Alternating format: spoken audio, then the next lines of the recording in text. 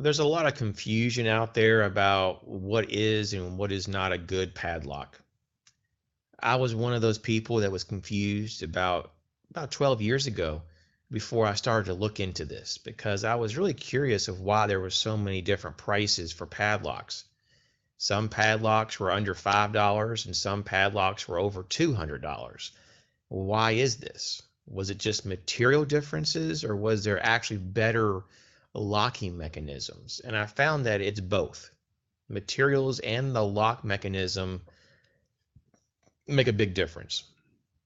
And so when we're talking about Brinks locks or we're talking about master locks or other generic types of locks that use the pin cylinders, you're going to get a lot less security and resistance to an attack, especially if you're trying to pick the lock, than other types of locks, such as maybe like a disc detainer lock, as you see on this Avis here on the screen. Now, there's a lot of different brands that use lots of different types of locking mechanisms. But I would definitely recommend the disc detainer lock type of design over the others. I've been able to find them between $25 to $35 depending on the model and brand and where you shop. So it's still very affordable, but yet it's just many levels above something like this master lock that uses a pin cylinder. And I think this is really important because there's a lot of people under the idea that what they have is very good because they look at the packaging, they say, oh, it's a level 10 master lock. And, and there's pictures of it being shot with a 22 long rifle bullet and it survived. And it's considered on the packaging as maximum security.